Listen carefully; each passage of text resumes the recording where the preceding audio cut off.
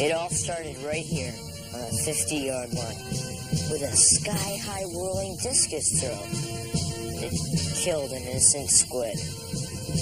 It ended here, too, on Valentine's Day at 7:07 a.m. in a massive showdown between me and this gruesome sandwich-eating mutant named Open Face. We stood right on this spot, hating each other's guts in the freezing cold. Until, well, you'll find out. My name's Pete, by the way. This year's my brother Pete. Yeah, we come back here every now and then to pay respects to the squid I killed. It's true, I killed it. But it was an accident, I swear. You see, my dad's this guy who always wanted to be a discus thrower in the Olympics. Sometimes he even sneaks out at night and pretends he's champion of the world. He kept bugging me to practice, so at least someone in our family could be on a cereal box. I said, no thanks. But then the guilt started getting to me, and one February night I gave in. I felt like a spaz king out there with my friend Ellen and Pete, but then I thought of my poor dad and I let one rip.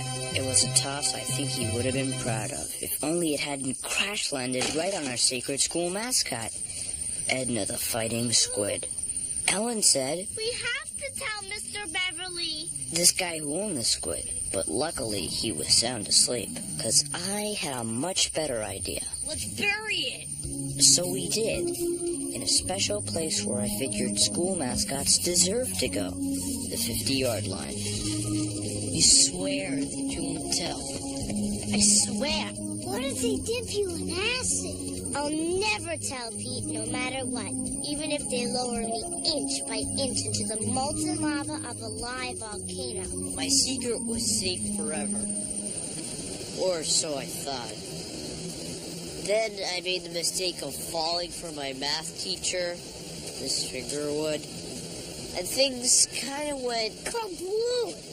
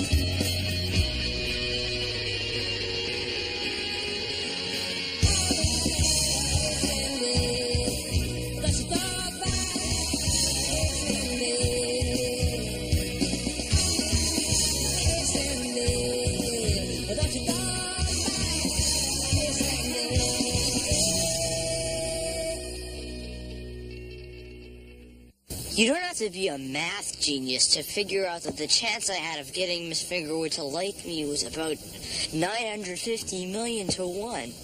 That's her. She's a total maniac about math. But even so, she'd say stuff that just killed me. I'll never forget that Christmas morning. The river was 1.3 miles wide, and there I was, swimming the Australian crawl at a forward acceleration of 0.04 seconds per second. Plus, there was something about the way she drew her twos that I liked a lot. The problem was, I wasn't the only one with Miss Fingerwood on the brain. It turned out that Mr. Beverly, this guy who paints the lines on all the playing fields, he liked her too. Stay off the line. He lived in a shack on the edge of the school grounds and took care of the squid when it was alive. Like Miss Fingerwood, he was also a slave to math, working late into the night making geometrically perfect lines, while she stayed late calculating the square root of infinity. I guess that's why he loved her.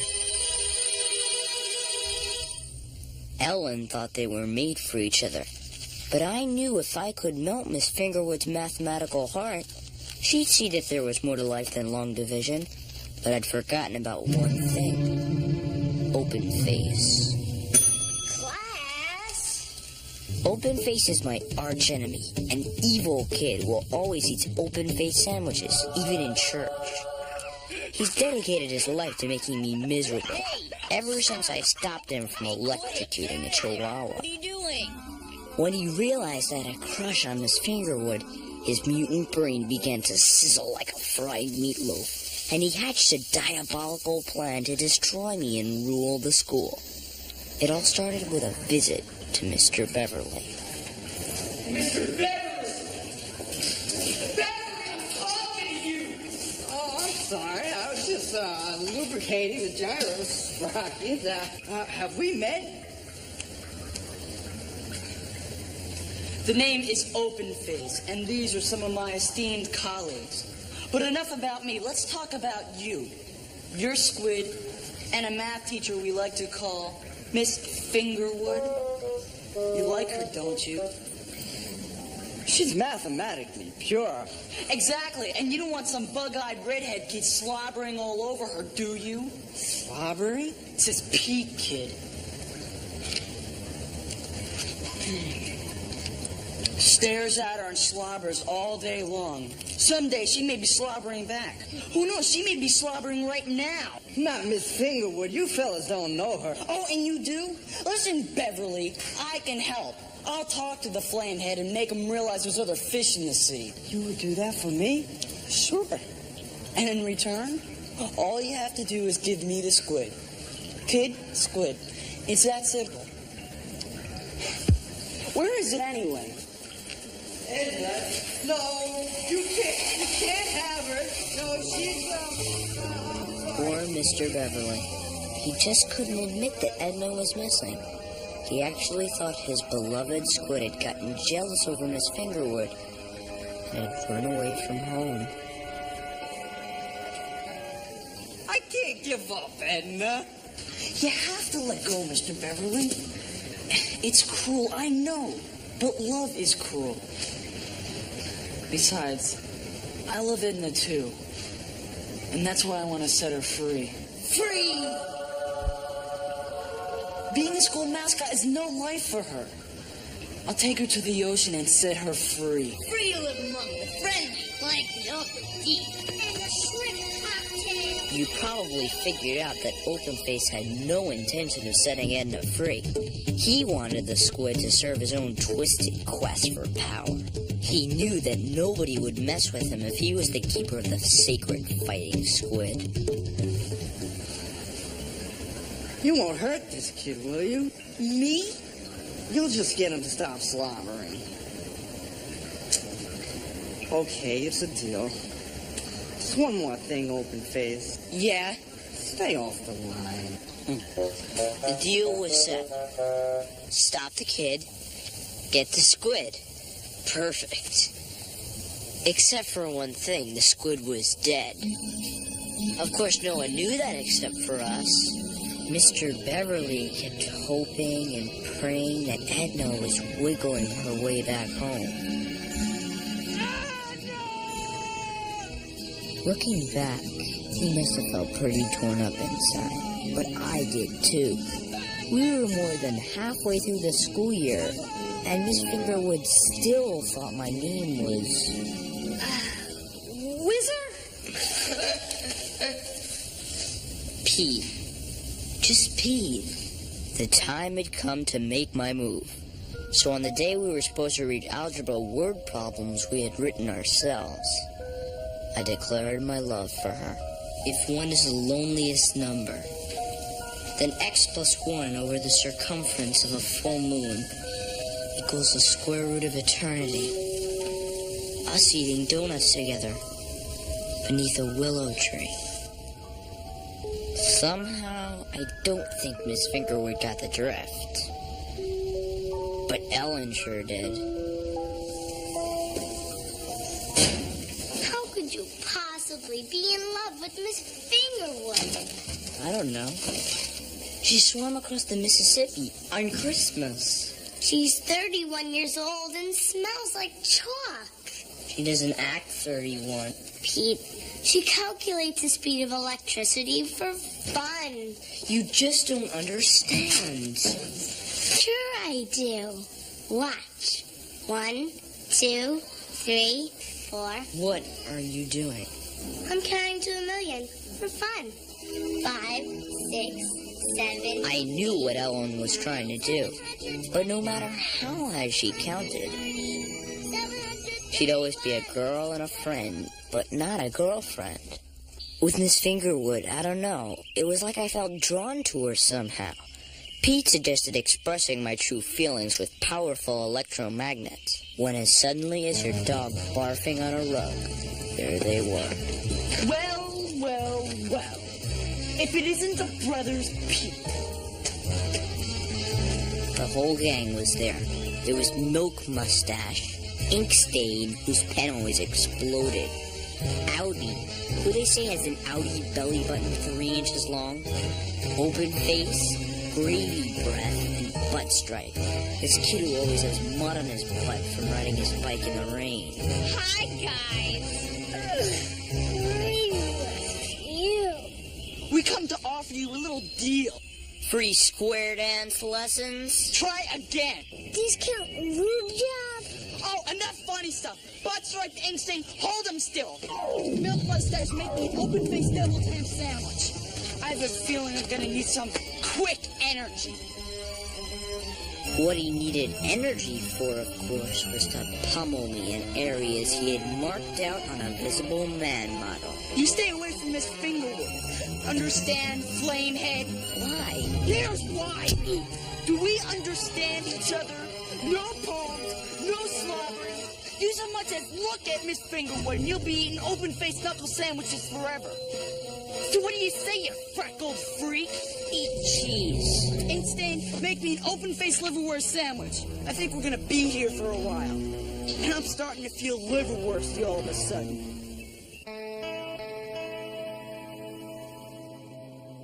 Hi. What happened to you? 734,000. I guess some people want me to stop slobbering over Miss Fingerwood. Oh, yeah? 734,000. But I don't care.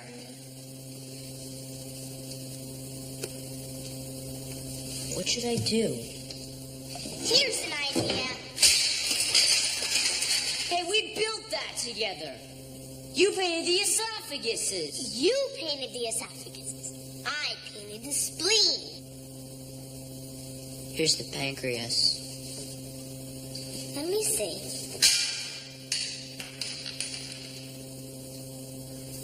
Ellen, I really need your help. Not this time, Pete. I mean, it's just... She knows the speed of electricity. And considering you never wrote me an algebra poem, I just don't think we can be friends anymore. Hey, but what about the squid secret? Doesn't that mean anything?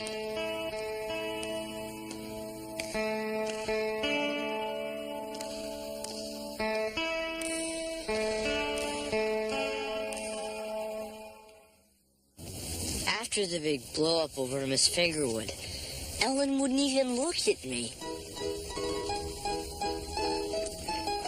I tried catching her eye while we were out in math class calculating the rotation ratio of the solar system, when all of a sudden, Pete! a miracle happened. Pete, what in heaven's sweet name happened to you? You look like you were hit by a 2-ton truck traveling at 7,800 feet per second. Uh-oh. Open Face's strategy had backfired. Miss Fingerwood was starting to fall for me. You poor thing. Mr. Beverly must have seen it all and had some sort of breakdown because he started roaming the streets at dawn, painting wobbly lines and talking to himself. Miss Fingerwood? Guess again! Open Face, I can't take this anymore. I saw them. They were. You promised. We made a deal. Patience, Beverly, patience. Until the power of the squid is in my possession. I mean, until I can set Edna free. Free! Nothing will stop me. Nothing! Ink Stain, We need a plan. Let's blackmail the flame head. Blackmail! All right, quiet. We need some dirt on the kid. There are ways, boss. I don't care what you do, just make him stop. And do it they did. Openface knew that every kid has a secret to hide, and if he could just dig up mine, he could destroy me forever. His first target, Pete.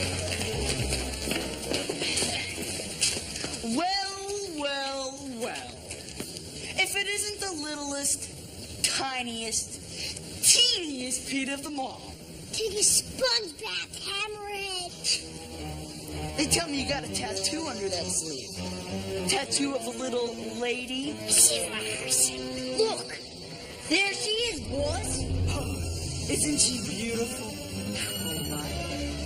I wonder how she'd look with a handlebar mustache. What do you balls want from me?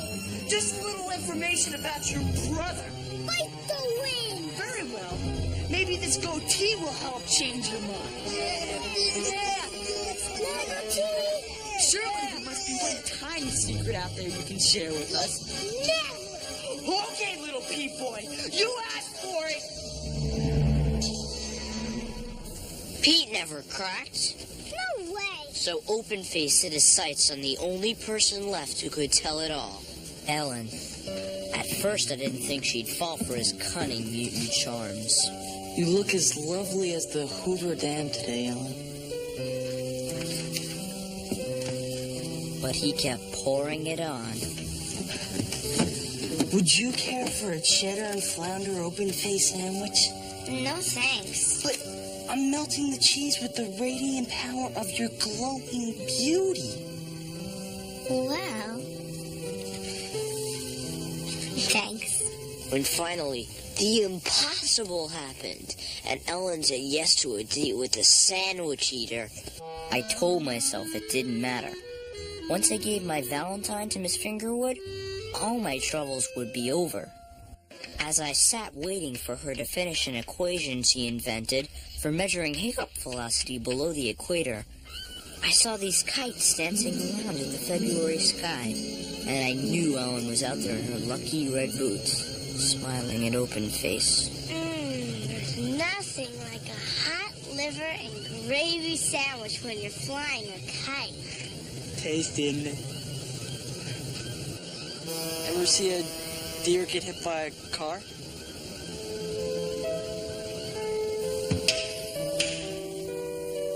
And the best part is, if you take the square root of the difference and subtract the coefficient, you almost always get an integer that's prime.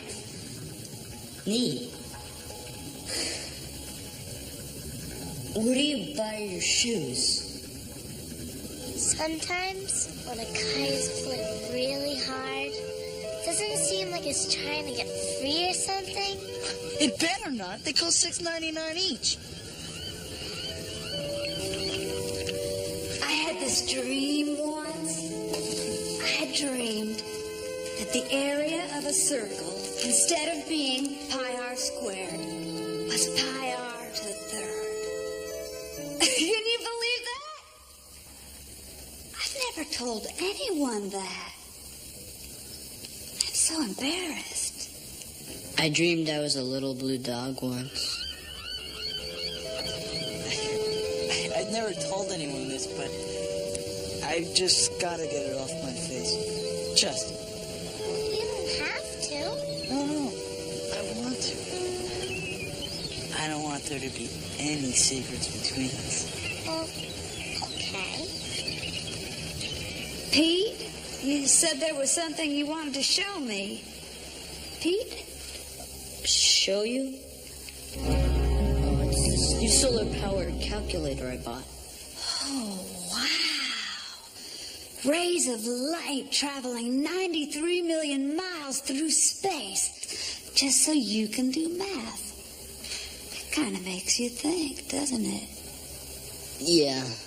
And that's what happened.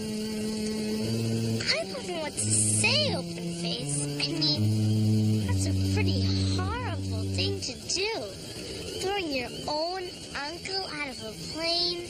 stranded in a lake. All right, I know it was a horrible secret, but I'm glad I told you. I am. Now, is there anything you'd like to tell me?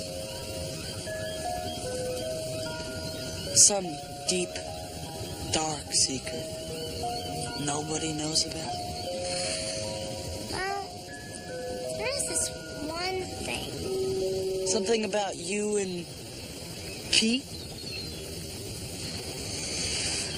If you like me, they'll tell me.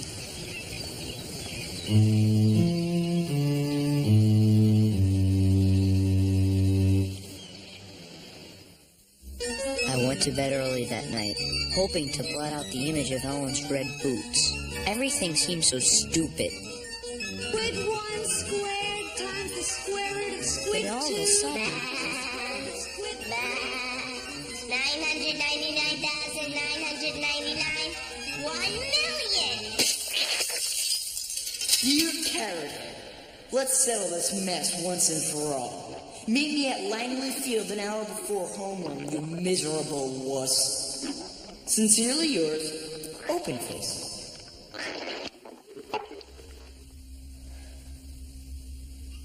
so this was it.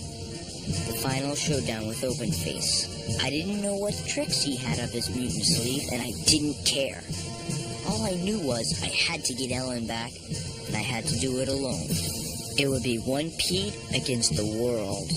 Morning, Carrot Head. Fancy meeting you here.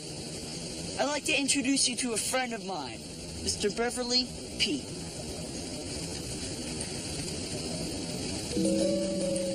And of course you know Miss Fingerwood. Miss Fingerwood, meet everyone's favorite Squidmeister, Mr. Beverly. The pleasure's mine. Eugene, why did you ask me here today? Eugene? Shut up! I called you here this morning because there are a few things I think you'd like to know. Right, Pete? Right.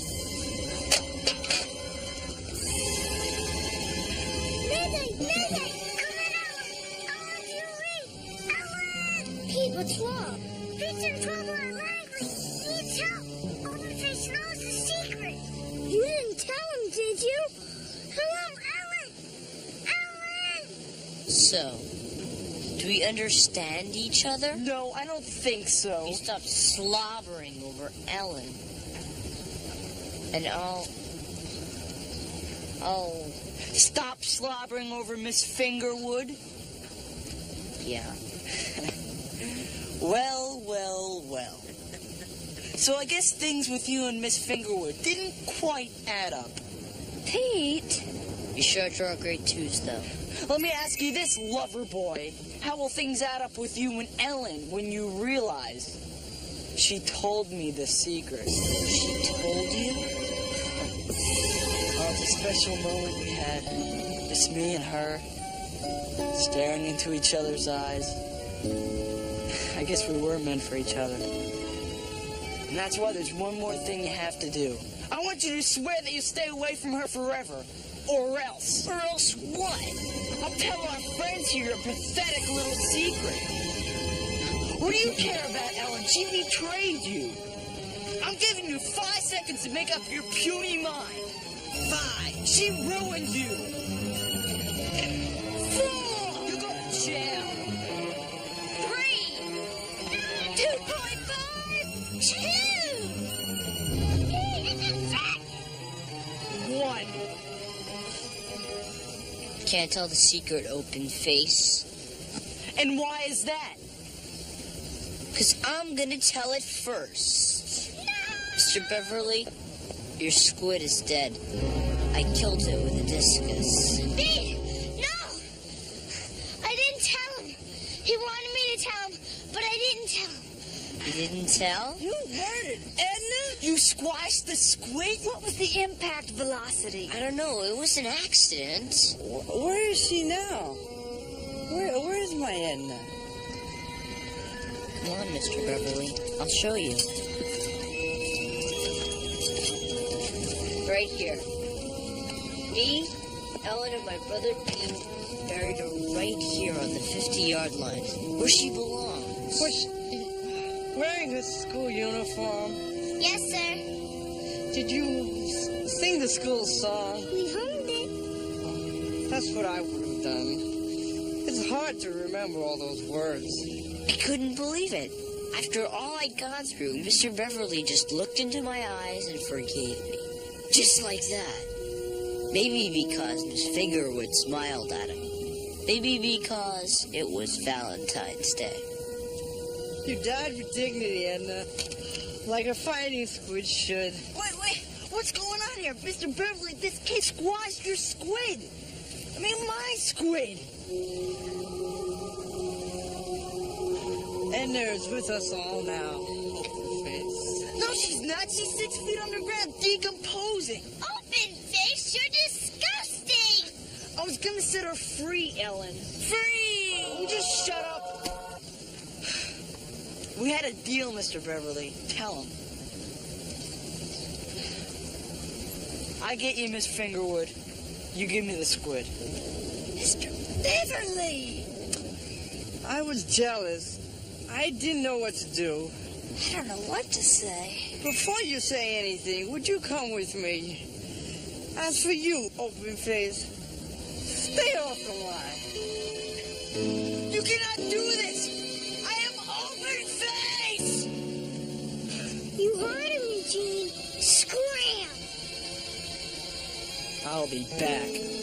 Come on, guys, let's get out of here. Even though he never stopped the kid or got the squid, Openface did do one thing right. He gave Mr. Beverly a chance to deliver his Valentine to Miss Fingerwood. Happy Valentine's Day. I made it for you. It's geometrically perfect in every way. I knew you'd like it. That is so romantic.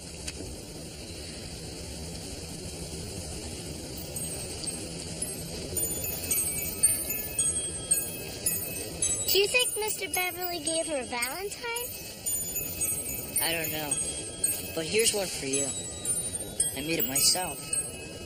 Happy Valentine's Day, Ellen. Thanks, Pete. Beautiful.